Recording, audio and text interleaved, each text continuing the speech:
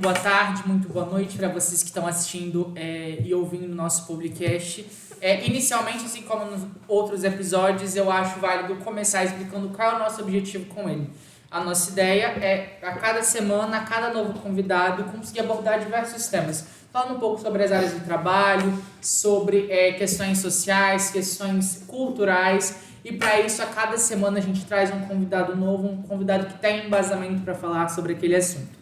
Hoje a gente está aqui para falar um pouco de educação, para falar um pouco de pedagogia, e por isso a gente convidou a Rose. Mais uma vez, muito obrigado por você ter topado vir conversar conosco. Para começar, aquela pergunta básica de todo convidado. Para quem não te conhece, quem é a Roselaine?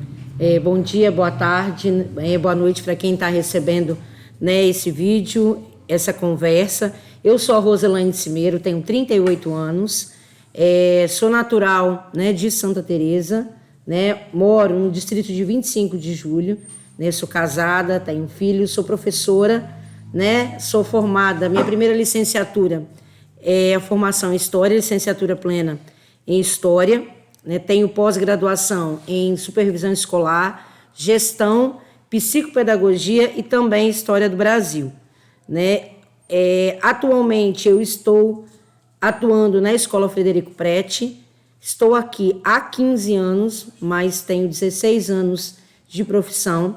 Há 2 anos eu assumi o cargo administrativo na escola de pedagoga no curso, no turno noturno. Então é um prazer também estar aqui falando com vocês.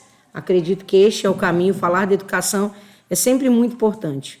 Quanto mais falarmos, mais conhecimento, mais direitos a gente pode conseguir através da educação. Bom, professora, bom dia.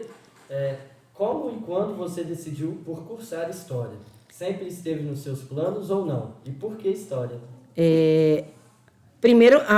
O meu primeiro contato, o meu primeiro estímulo para a área da educação foi minha mãe. Minha mãe era professora, minha mãe hoje é professora aposentada, e ela sempre me incentivou. No começo eu não tinha muito interesse pela área da educação. Eu sou uma apaixonada por ler e o direito é algo que ainda me fascina. Então eu fiz o magistério, aqui tinha a formação do magistério. E foi a partir daí que eu comecei a desenvolver o gosto devido às influências que eu tinha em casa, que meu pai nunca foi político, mas ele falava muito de política, como direito do cidadão. E entender história é você entender sobre política pública na educação, na cultura, enfim. E a partir disso, o conhecimento histórico, eu sempre fui independente, gostava de estar no espírito de liderança, de conhecer. E não sofri nenhum estímulo da história, da área história. Primeiramente, era uma questão da área da humanas. E não sofri influência aqui, na escola, para cursar História. Por quê? Não é que os nossos professores não sabiam ensinar História. É porque os conhecimentos, a metodologia, foi chegando para a gente, trazendo aprofundamentos no curso de História. Quando eu fui para a faculdade, eu conheci 2 professores que eram literalmente fascinantes, que era o professor Charles, de História do Espírito Santo, ele também lecionava História do Brasil, e o professor Leonardo, que hoje ele também até escreveu um livro. E ele sempre incentivou e estimulou a gente a conhecer, não entender a história como um processo mecânico e decorativo. Ele ensinava, não ensine história. Você aprende história investigando, conhecendo, trazendo para ela próxima de você. E foi aí que eu aprendi a gostar de história. E quando eu conheci o que era estudar a história, eu entendi que não era só política, não era só cidadania. Era conhecer quem era eu, quem era a minha comunidade, quem era que estava governando o meu país, o meu município. E isso tornou próximo de mim. Quando a história se tornou próximo, o conhecimento histórico se tornou próximo de mim, eu fui gostando cada vez mais. Bom, vamos continuar então. Normalmente, quando os professores iniciam sua vida profissional, eles passam por poucas e boas, e a gente presencia muitas delas, inclusive como alunos. Você possui alguma história curiosa sobre esse período que possa e queira nos contar? talvez antes da mesa da faculdade, ou uma situação com o aluno dentro de escola? Na faculdade, eu tive um desafio grande, que era estudar e trabalhar, né, conciliar. Eu fui uma estudante, né, vou contar um caso engraçado aqui para vocês, porque o único tempo que eu tinha para estudar era na faculdade. Era o foco total, porque eu não tinha tempo para trabalhar e estudar ao mesmo tempo. E eu era a aluna que nunca ia para um boteco, nunca ia para um barzinho. Acabou uma semana de prova, vão ali, não. Eu não posso, eu tenho que estudar. Num certo dia, única vez, em 4 anos, teve um chá de bebê, turma inteira foi, os professores, eu perdi o ônibus. Né? O único dia que eu fui. Então, meu tempo era muito condicionado a estudar. Porque eu não tinha tempo quando eu chegava em casa devido ao meu trabalho. Eu acordava cedo, eu ia, trabalhava, e do trabalho mesmo eu ia para a faculdade. Muitas vezes eu ia até com o uniforme da loja que eu trabalhava para a faculdade. Né? Quando eu cheguei, eu engravidei no meu último ano da faculdade. Para mim, naquele momento, eu, uma jovem que sempre gostei de estudar, era meio que uma preocupação. Como que eu vou conseguir continuar a estudar? E eu tenho uma pessoa que eu acredito que muitas pessoas do município conhecem, a doutora Vera Ferrari, foi a primeira pessoa que falou assim, eu conheço a sua mãe, se inscreve. E eu comecei a lecionar com os meninos pequenos, com o primeiro aninho, que era a antiga primeira série. Alfabetizar foi a minha maior gratificação, se ensinar a ler e escrever. E eu fiquei por vários anos na alfabetização e eu tinha um salário legal na loja que eu trabalhava. Quando eu comecei a ganhar, meu primeiro salário de professor era 300 e poucos reais, né? E aí sempre foi uma carga horária difícil. Por quê? O que você estuda na faculdade, muitas vezes ele é pouco mecânico, para quando você tem que chegar em casa, nos seus planejamentos, usar aquilo para tornar próximo ao aluno. De toda a minha vida, coisas negativas aconteceram. O que mais me marca enquanto pessoa é a questão do desrespeito à minha pessoa. Eu, Roselaine. Tem alguns casos assim que me marcaram, que me deixaram um pouco frustradas, que em algumas situações quase que me fizeram desistir, mas eu fui aprendendo a lidar com essas situações. Um ponto positivo é quando você vê uma criança ler o primeiro processo de alfabetização dela, isso aí enche o olho de qualquer um. Né? Você ensinar a ler e permitir com que ele conheça o mundo, isso é muito importante. Né? Eu já sofri ameaça, né, de aluno, em porta da academia. Isso hoje não me abala mais. Mas o que me tira um pouco a minha centralidade é a ofensa enquanto eu, Rose, mãe, enquanto eu, esposa, enquanto eu, ser humano lá fora.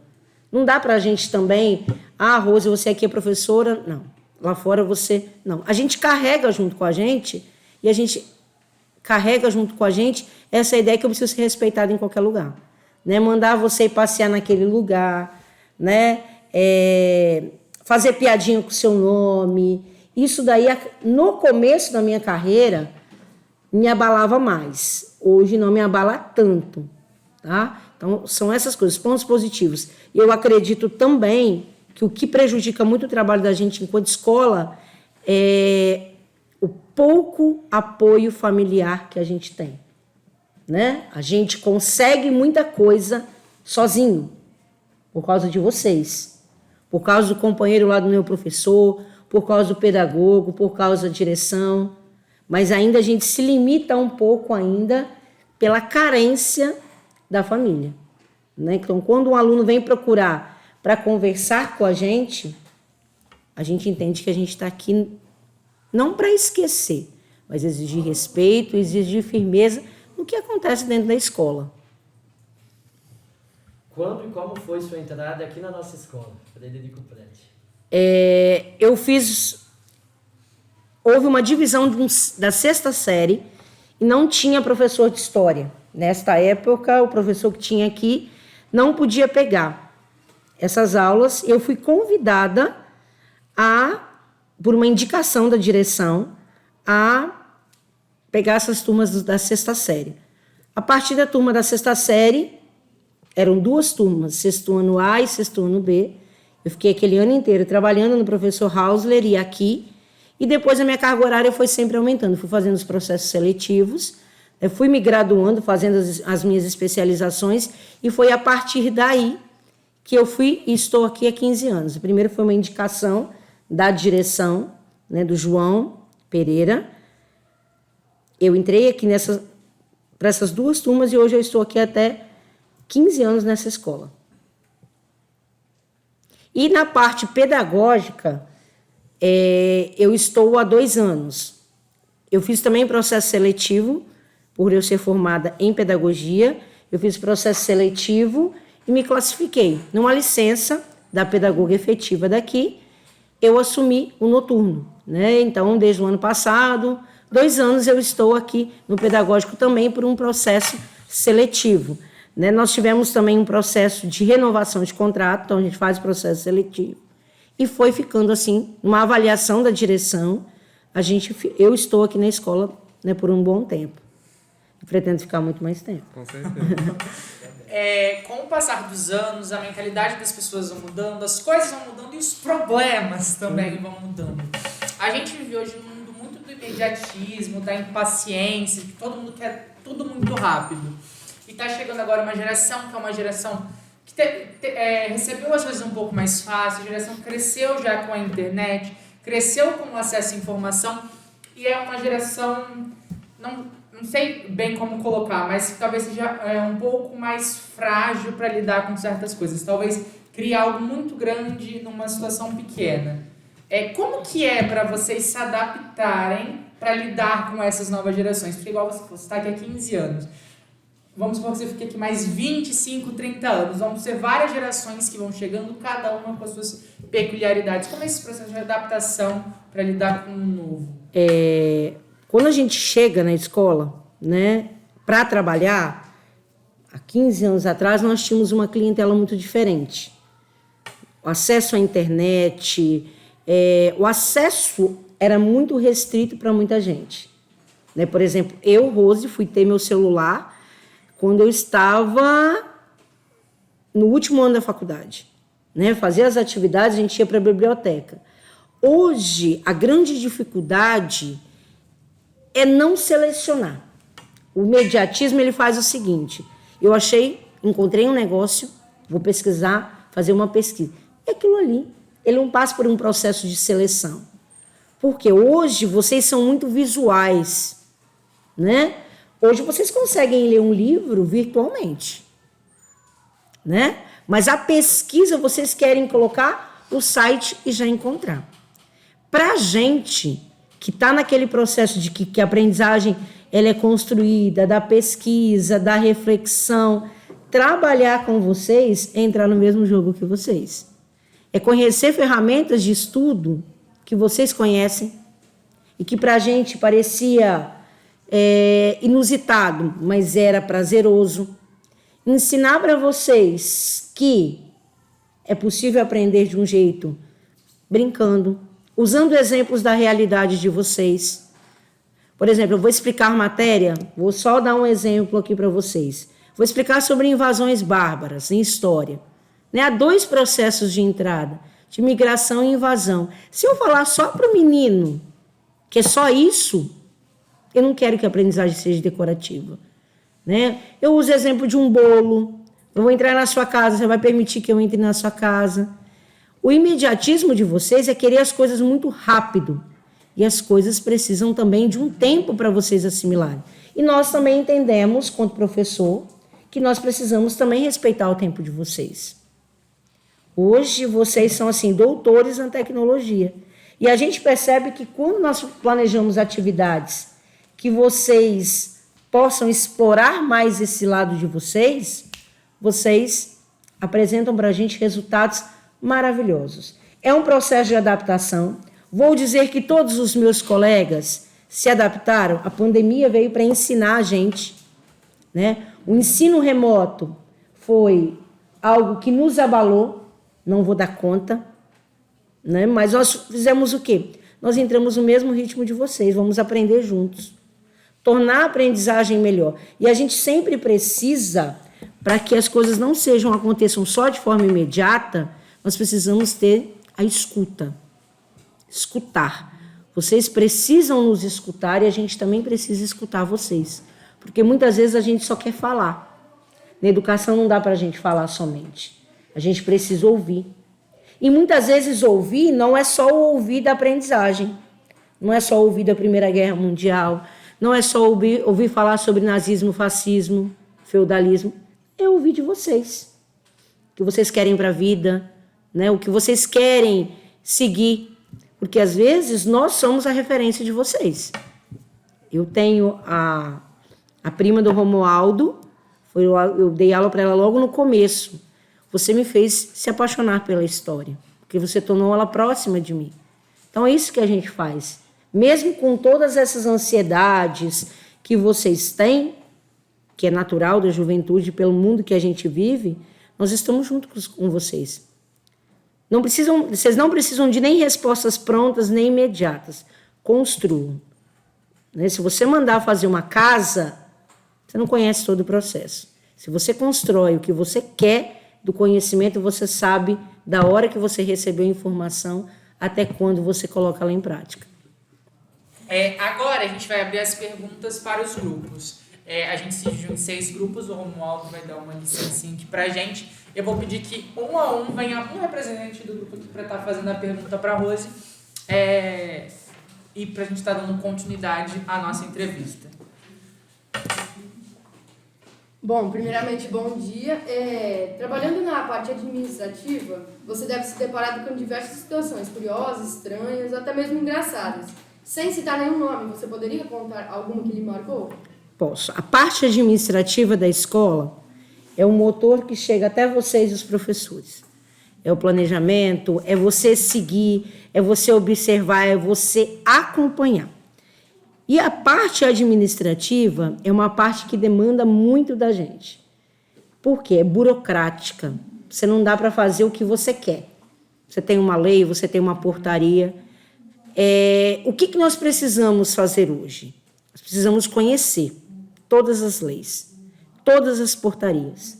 Né? E em uma dessas portarias, nós temos a preocupação de atender o aluno no transporte escolar. A hora que ele entra no transporte escolar, a hora que ele chega aqui na escola. A gente precisa fazer isso. E uma dessas situações, eu sou muito de tudo que acontece, qualquer situação, eu faço registros, como uma conversa. Né? E eu fiz uma advertência administrativa de uma aluna que veio de um outro município, por meios próprios, usando uma moto, sem habilitação, à noite, e ela chegou na escola. E quando eu fui conversar com ela, forma grosseira que ela me tratou, mas eu não poderia impedir ela de entrar na escola, porque quem só pode fazer isso é a polícia. Eu fui advertir, conversar com ela, e naquele exato momento não surtiu muito efeito. O trato foi muito grosso, e eu já disse para vocês, o trato para mim e o respeito ele é primordial. Nesse mesmo dia eu fiz um registro dessa aluna, dessa conversa que eu tive com ela, ela assinou. Naquele mesmo momento eu liguei para a família, para informar, como pedagoga, que na parte administrativa, eu aconselhava que a aluna não viesse de moto, porque ela estava vindo de um outro município. Tudo bem? Fiz o meu registro da mãe. Coisa de minutos depois, o pai me liga, com agressões verbais assim, de baixo calão. Por que eu fiz isso? Fiz o registro, também no meu livro. É a minha função administrativa, orientar.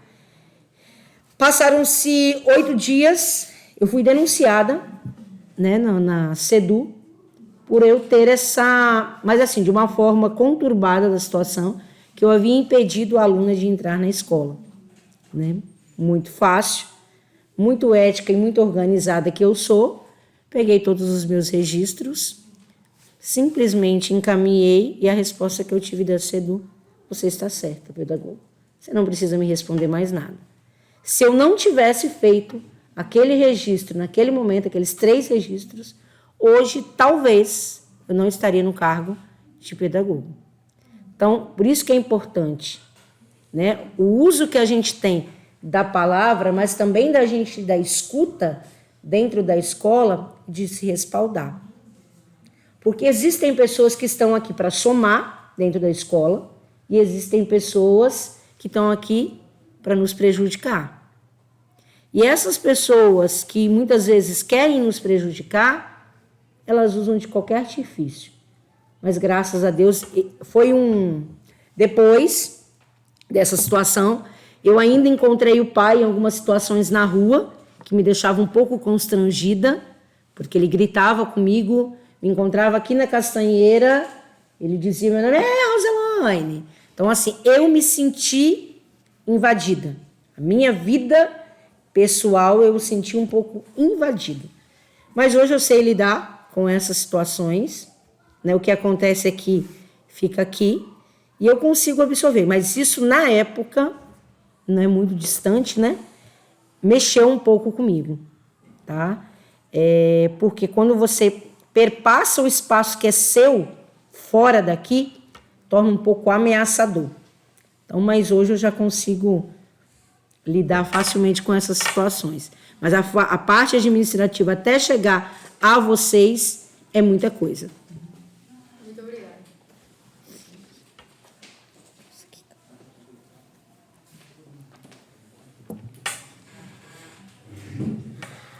Ei, Rose, bom dia. Bom dia. É o seguinte, eu vou te fazer 2 perguntas, tá bom? Você escolheu por se formar em lecionar História. Ela é uma matéria que fala sobre os mais diferentes temas, conteúdos e assuntos que lhe permite utilizar as mais variadas abordagens. Primeira pergunta.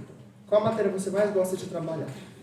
Olha, eu gosto da formação das civilizações, gosto de Primeira Guerra Mundial, nazismo, fascismo, gosto de períodos democráticos, adoro, eu acho que é questionador.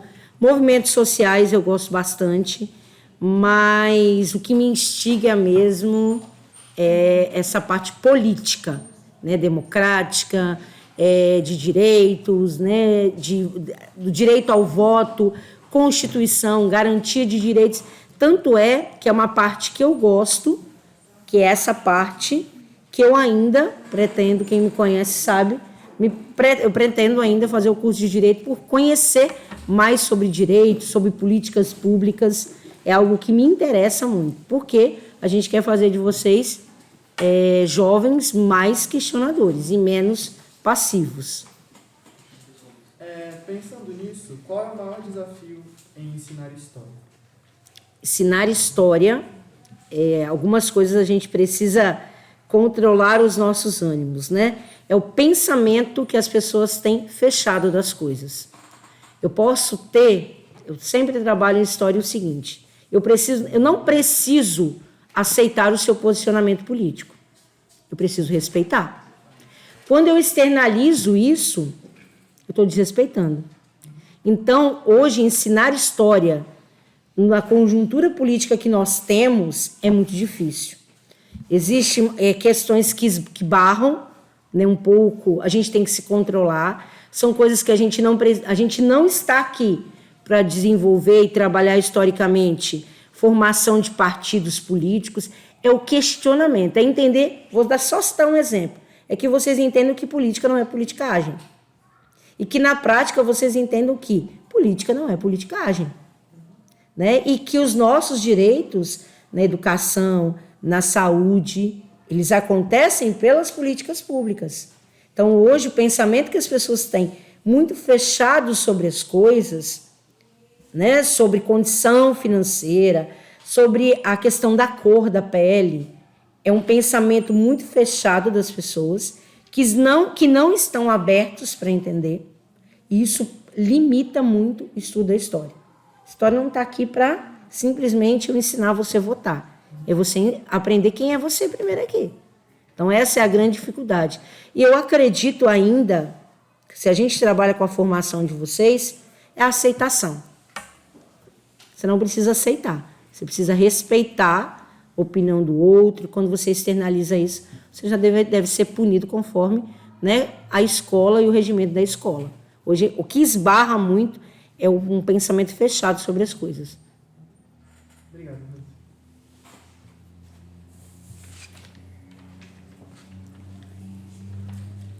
dia. Bom dia. Todos sabemos que, infelizmente, os educadores ainda são muito desvalorizados em nosso país. Mesmo assim, vocês permanecem exercendo a profissão de vocês lindamente. O que mais te faz gostar de trabalhar com a educação e o que mais me motiva a continuar trabalhando nessa área? Muita gente acha que o professor é rico, né, que ganha bem, muito bem. Nossa, ganha muito bem. Existem duas coisas. Você é feliz com o salário que você tem, Rose? Sim. Por quê? Existem duas coisas na vida que vocês precisam aprender. Quem é o medíocre e quem é o caprichoso. Na condição que eu tenho hoje, de trabalho, de escola, do meu salário, eu sou caprichosa. Porque eu faço o meu melhor na condição que eu tenho. Medíocre não sou. Sabe por que eu não sou medíocre? Porque eu não sou meia boca, eu não faço qualquer coisinha, eu não preparo qualquer aula. O que eu tenho essa escola hoje, eu tenho esses equipamentos hoje, eu tenho vocês hoje, eu tenho meus colegas de trabalho. Isso me torna caprichoso. Eu faço todo dia o meu melhor, na condição que eu tenho. Medíocre, não sou. Eu não faço qualquer coisa. E o que me dá a satisfação do meu trabalho? É vocês. Eu sempre digo para vocês assim, em qualquer circunstância, saiu daqui, profissão que escolher, faça o seu melhor. Então, o médico, o advogado, o gari, o caminhoneiro, eu só quero ser mãe. Seja a melhor mãe. Eu acredito que para a gente, professor, vocês não são medidos pelas notas. Tá? Vocês são medidos pelas pessoas que vocês são. E o recado que eu deixo para vocês, parem de ser medíocres. Sejam caprichosos. Tá? Valorizem cada coisa que vocês têm aqui dentro. Porque a partir do momento que a gente tornar as coisas medíocres, a gente abandona tudo. Abandona a vontade de viver, a vontade de trabalhar. Então, me motiva. Vocês. Entristece também quando a gente vê algumas situações de alunos que por algumas circunstâncias da vida se perderam, mas que têm chance.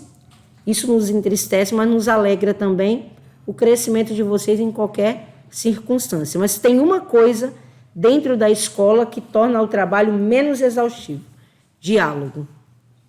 Quando vocês têm algum problema, ou até mesmo quando a gente tem algum problema da escola, que a gente possa ser escutado.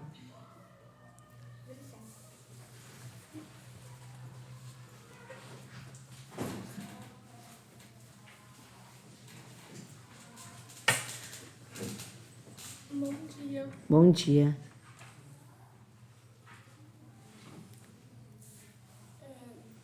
Ao longo da sua vida profissional, você deve ter passado por vários altos e baixos, desde o período de formação até o ingresso aqui na escola.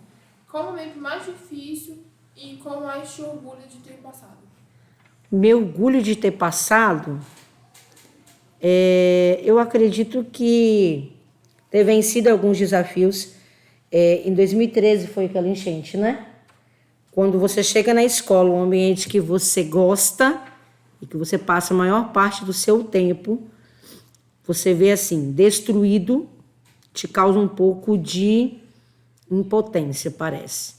Né? Mas quando a gente se reergueu, e a escola hoje, a gente está muito feliz com a escola que a gente tem, um momento que me deixou, além da situação que eu já citei antes, né, com a família, a situação que nós chegamos na escola em 2013 também causou um pouco de desconforto, né? E eu acredito que a vinda de novos investimentos para a escola nos estimula, porque dá coragem para que a gente enfrente. O apoio que a direção dá para a gente hoje estimula a gente. É mais seguro estar dentro da escola hoje, é muito mais seguro. Dificuldades a gente vai ter sempre, a dificuldade com o aluno, a dificuldade com as famílias, a dificuldade com as políticas públicas que chegam até a escola, a dificuldade de fazer vocês entenderem que a gente está aqui como parceiro. Então, dificuldades a gente tem todos os dias. Momentos ruins, momentos agradáveis e momentos que a gente se supera. Então, eu acredito que coragem, quando tudo pode parecer meio que estranho, fora do lugar, a gente consegue. Porque a educação é isso, é o que motiva a gente, é o que transforma a gente, é o que dá coragem para a gente.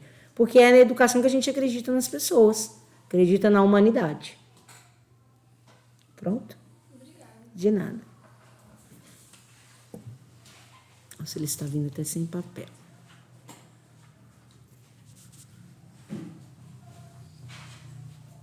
Bom dia. Bom dia.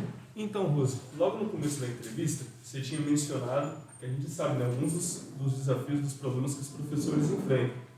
Então, na área de gestão da pedagogia, vocês também devem, com certeza, enfrentar muitos desafios. Você poderia citar alguns deles? Desafios, é igual eu disse para vocês.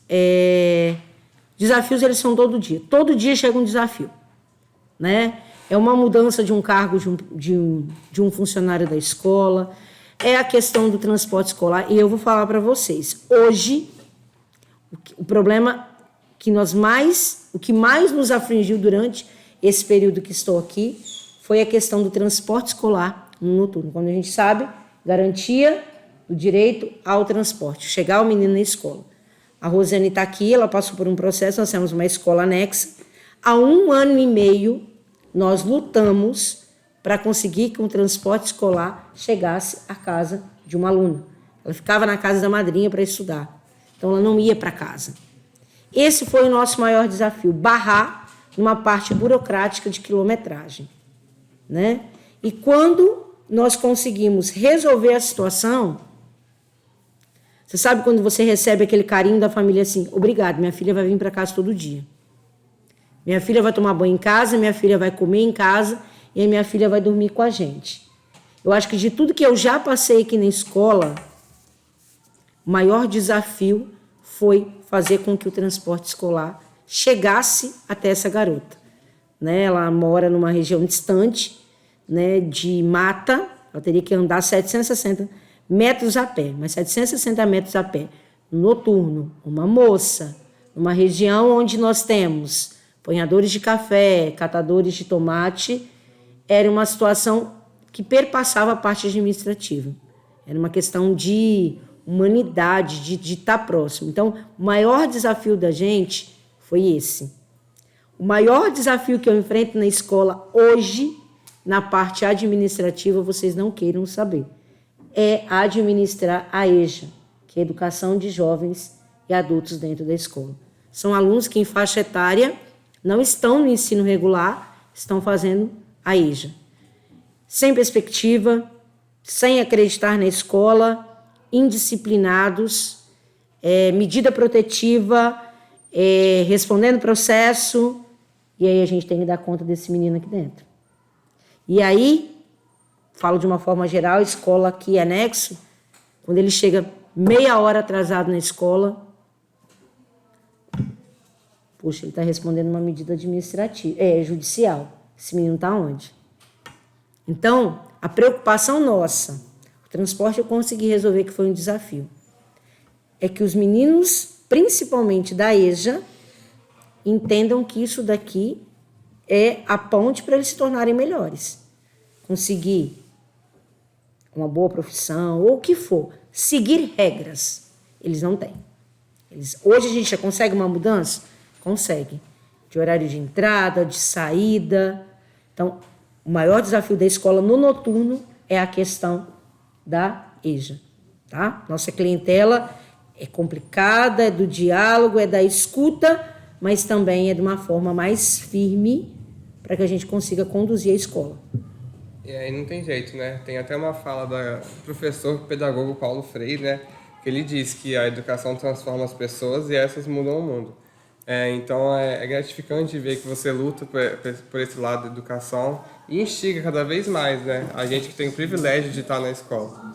Eu digo sempre para os meninos o seguinte: tem situações que eu não consigo resolver, que eu não consigo mudar você, mas eu não consigo mudar o outro, eu consigo mudar as minhas posturas. E hoje eu não consigo mudar o meu aluno da EJA, mas eu consigo que ele vai se adaptando às regras da escola para abrir a convivência, de horário de chegada, de fazer as coisas. Então a gente transforma a vida das pessoas isso é gratificante, mas a gente só transforma quem quer, né? Quem se sente estimulado. Obrigado.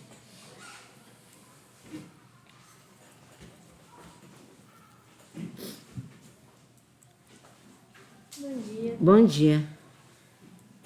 Bom, durante o período mais crítico da pandemia, fomos obrigados a nos reinventar para conseguirmos atravessá-lo de maneira segura e produtiva. A solução encontrada foi migrarmos temporariamente para o ensino remoto. Qual a sua percepção sobre o ensino à distância e presencial? Olha só, eu até discordo um pouquinho da frase reinventar. Nós sempre nos reinventamos. Quando a gente traz uma atividade diferente, a gente se reinventa. O que nós percebemos? Nós somos do contato. Estar com o aluno, olhando no olho dele, conversando, o resultado era mais imediato. Quando nós nos distanciamos de vocês, estávamos por trás de uma tela de um celular ou de um computador, não é que nós queríamos controlar a vida de vocês que estavam em casa. Nós queríamos que vocês não perdessem os laços com a escola, que vocês sequenciassem a rotina de estudo. Mas não foi isso que aconteceu. Foi difícil, foi desafiador, não foi fácil. Nós tivemos, eu acho que assim, problema tecnológico, problema de celular, problema dos computadores, menino que não tinha internet. O nosso celular se tornou público, todo mundo tinha o nosso telefone. Foi difícil? Foi.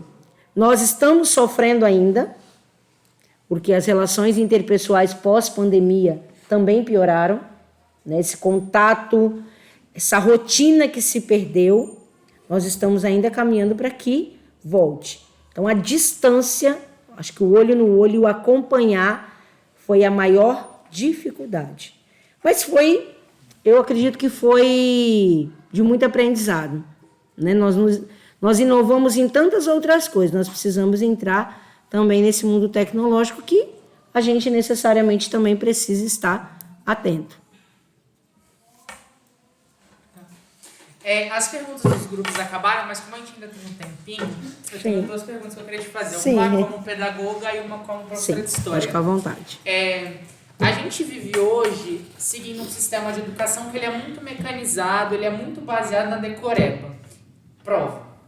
O aluno vai lá, ele estuda, ele decora tudo ali para fazer uma prova, vai lá, na outra semana ele já não lembra mais nada. Isso é algo que a gente ainda tem, que faz parte do método como que é ensinado as coisas pra gente hoje.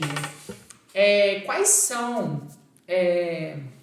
os meios, possíveis soluções, sabendo que muito dificilmente esse método de avaliação através de uma prova vai mudar.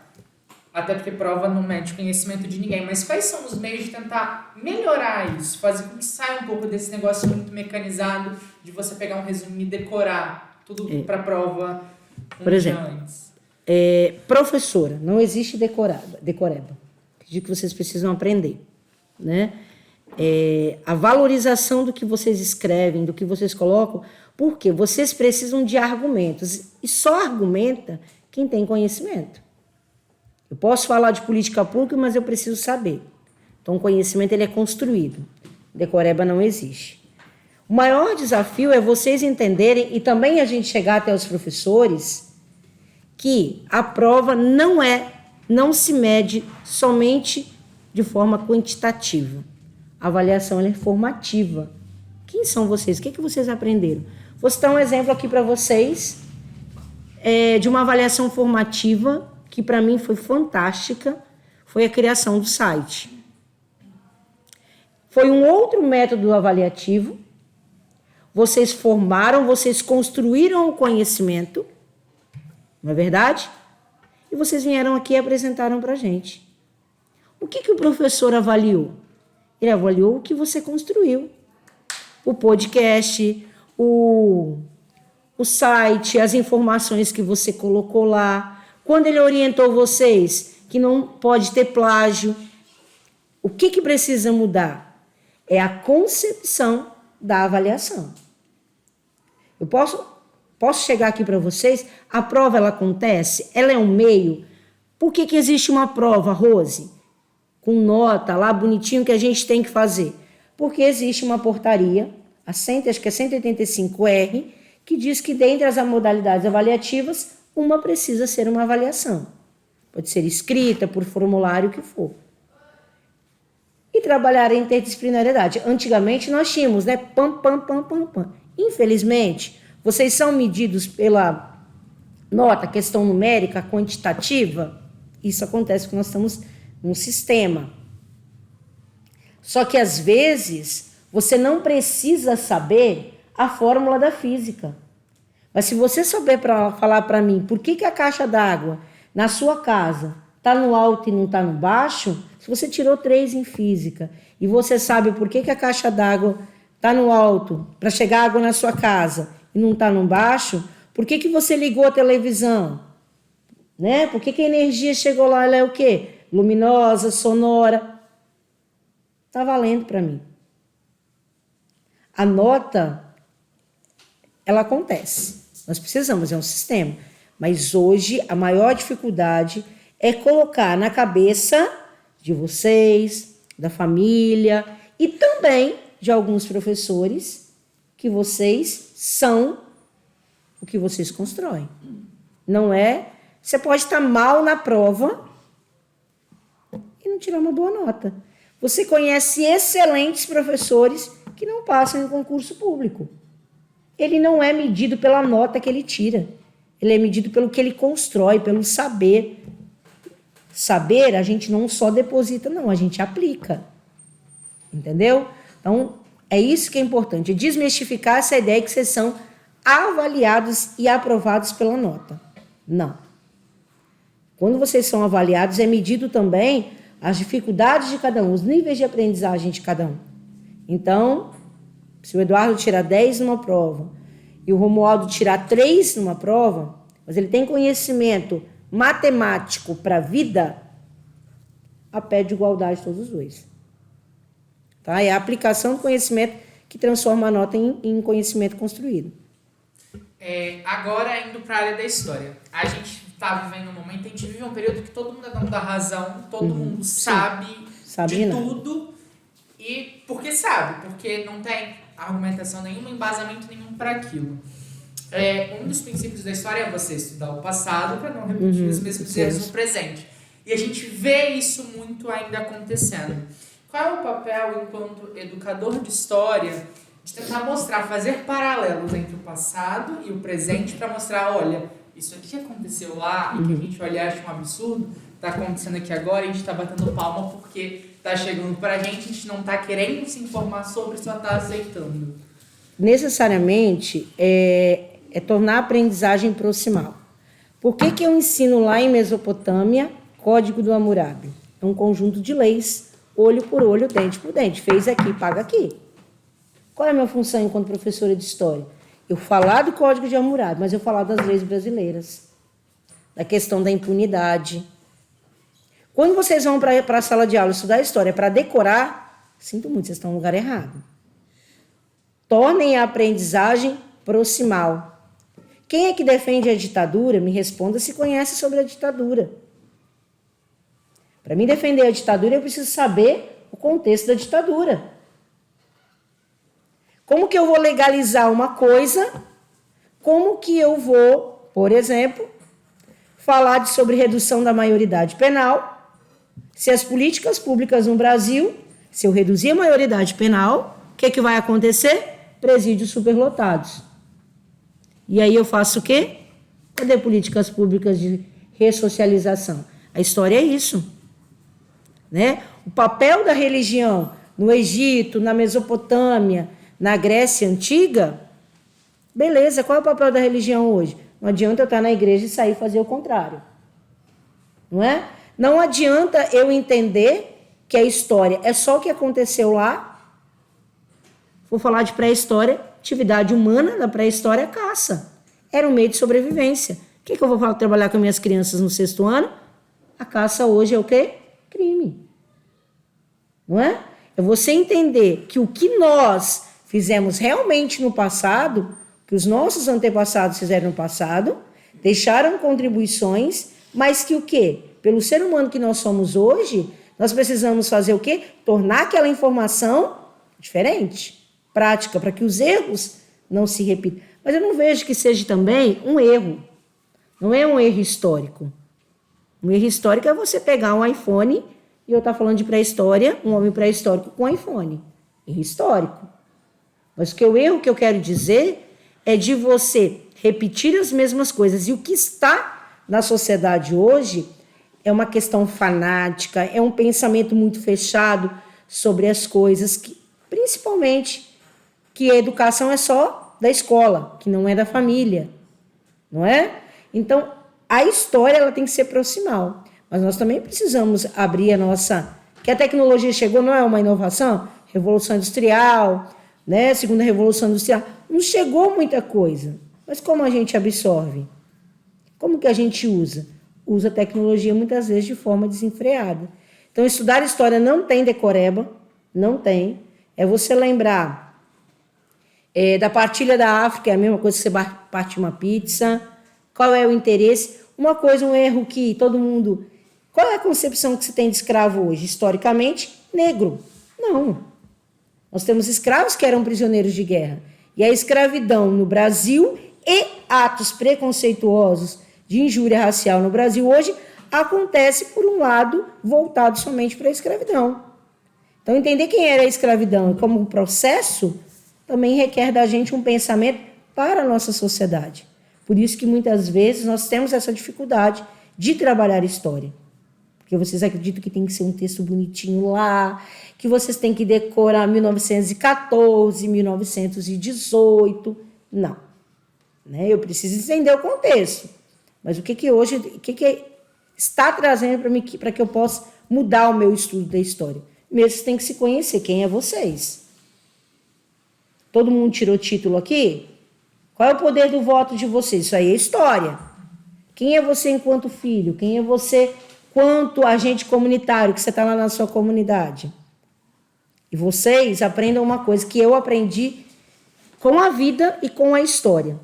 Não existe crítica sem preposição. Proposição. Eu vou criticar alguma coisa, eu preciso de argumento e eu preciso propor alguma coisa. É a história que faz isso pra gente. O último ponto aqui pra gente abordar é que a relação família e escola é muito necessária, porém você percebe que começa muito bem lá em creche, pré-escola, escola, a família sempre tá lá, e à medida que vai passando os anos, cada vez mais vai diminuindo. Você marca um dia da família na escola com ensino médio, vem 3, 4 pais. Quais seriam as alternativas, meios para mostrar para as famílias que a participação delas no ensino dos seus filhos é extremamente importante para tentar mudar um pouco essa percepção? Eu, no noturno, na parte pedagógica, eu verifiquei que as reuniões, elas não surtem efeito. Né? Você faz uma ligação, você não é bem recebido pela família. Mas você puniu meu filho. Então a família está distante da gente. Qual é o meu? É quem eu tenho comigo. Quem é que eu tenho comigo todo dia? O aluno. Eu vou tentar resolver com ele o que eu conseguir resolver.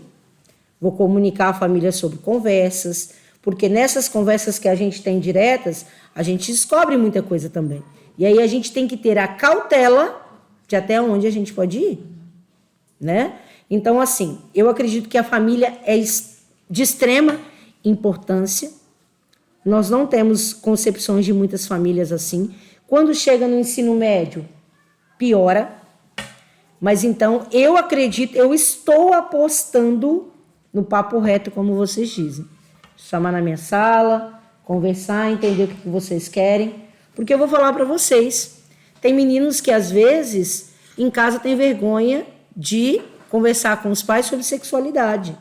Mas vem e conversa com a gente. Quem é que ele está tendo liberdade para poder conversar? Comigo. Então eu aproveito daquela situação para me aproximar, para tentar depois eu chegar à família. Porque ele passa a maior parte do tempo aqui comigo. Então o que eu quero? Que a minha conversa, já que se eu estou conseguindo conversar, então eu.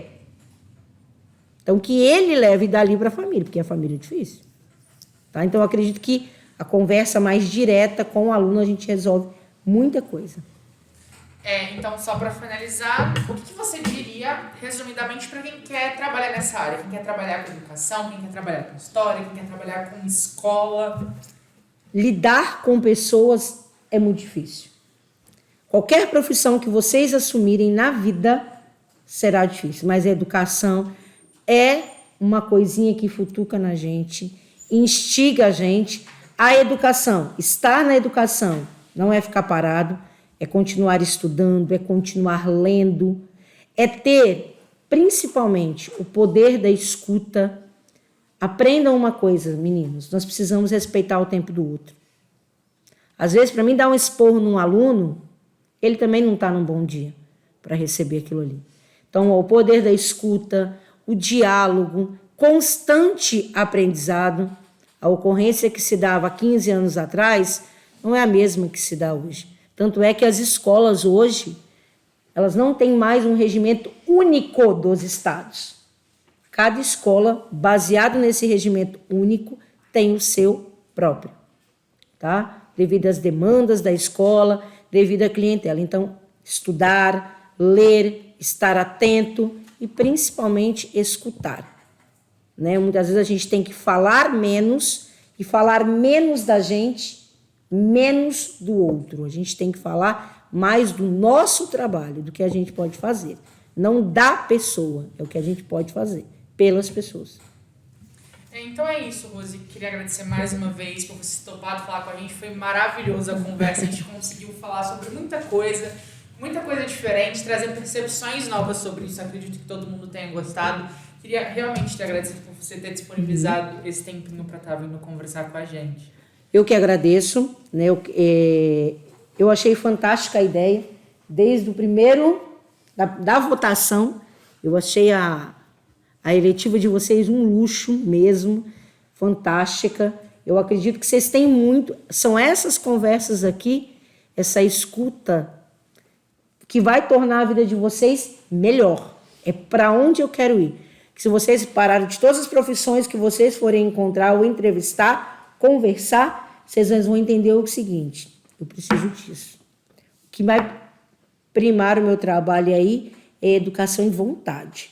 Tá? Então, parabéns pela iniciativa, né? Perguntas muito bem elaboradas, muito bem feitas. Eu acredito que essas temáticas abordadas por vocês, assim, show de bola, parabéns a todos os envolvidos, muito obrigada.